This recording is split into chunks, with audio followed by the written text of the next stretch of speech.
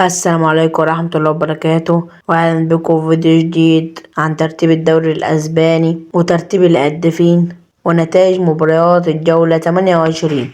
أول مباراة لاس بالماس وألافيس وتعادلوا 2-2، وتاني مباراة سيلتا فيجو كسبت بلد الوليد بنتيجة 1-0، وريال مايوركا فازت على اسبانيول بنتيجة 2-1، وريال مدريد فاز على فيا ريال بنتيجة 2-1، وجيرونا تعادلت مع فالنسيا 1-1، وريال بيتيس فازت على ليغانيز بنتيجة 3-2، وأتلتيكو بالباو فاز على إشبيليا 1-0، وختافي فاز على أوساسونا بنتيجة 2-1، وريال فاليكانو تعادلت مع ريال سوسيداد بنتيجة 2-2. آخر مباراة اللي لسه خلصانة دلوقتي حالا بريمونتادا عظيمة برشلونة وأتلتيكو مدريد، وانتهت 4-2.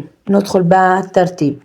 في المركز الأول برشلونة ب60 نقطة، وفي المركز التاني ريال مدريد ب60 نقطة برضه، بس بفارق الأهداف والمباريات. وفي المركز التالت أتلتيكو مدريد ب56 نقطة، وفي المركز الرابع أتلتيكو بالباو ب52 نقطة، وفي المركز الخامس فيا ريال ب44 نقطة، وفي المركز السادس ريال بيتيس ب44 نقطة، في المركز السابع ريال مايوركا، وفي المركز الثامن سيلتا فيجو، في المركز التاسع رايو فاليكانو، في المركز العاشر إشبيليا، في المركز الحداشر ختافي، في المركز الاتناشر ريال سوسيداد، في المركز التلاتاشر جيرونا، وفي المركز الأربعتاشر أوساسونا، في المركز الخمستاشر أسبانيول، وفي المركز الستاشر فالنسيا، وفي المركز السبعتاشر ألافيس، وفي المركز التمنتاشر لغانيس، وفي التسعتاشر لاس بالماس، وفي العشرين بلد الوليد.